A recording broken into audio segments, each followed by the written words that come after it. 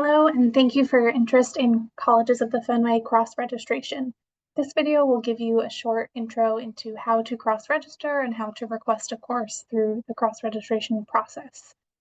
On the Colleges of the Fenway website, you'll come to this page with steps to cross-register, and I'll walk through these steps and then I'll also give a demonstration of what that looks like. So for the steps, you will search for courses on our aggregated course catalog linked here, where you'll be able to view all the courses available for cross-registration at that time. You'll be able to search by keyword and filter by subject, institution, semester. We encourage you then to look at all of the details on the course page, the course description, prerequisite requirements, the instructors, meeting times, credits, and of course the available number of seats. You'll want to be aware of the prerequisite requirements and have any transcripts on hand. So unofficial transcripts work great. These will be used to demonstrate that you have met the prerequisites for a certain course. For courses which you are currently taking that meet the prerequisite, you can still upload your student transcript account and show those courses in progress, and that'll be used to approve your registration. And then at the conclusion of that course, you'll need to send your final grade to the teaching institution's registrar's office to remain enrolled in that course.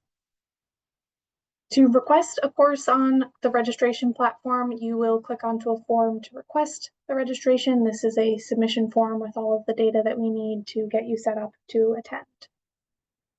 You can use the same form to submit requests for one term at a time. So if you wanted to request a class for both the fall semester and that summer beforehand, you'll need to submit separate forms for the summer classes and for the fall classes. You can use each form, however, within a term to submit a request for up to 2 courses at 2 different institutions. So if you were interested in classes in the fall term, you could submit one single form to request 1 or 2 classes at, say, Emmanuel College and 1 or 2 classes at, say, Wentworth Institute. You'll want to, again, upload your official transcript once you've finished your requests. You'll reach a review and signature page, which will be used to just indicate that you agree to the terms and the process for cross-registration.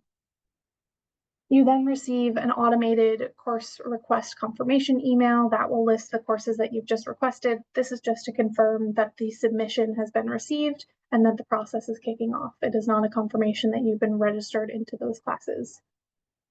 The following step, within typically 2 business days, you will receive a follow-up email from the teaching institution to confirm if you've been enrolled in the course, so long as you meet the prerequisites and there's available space and you're eligible to cross-register.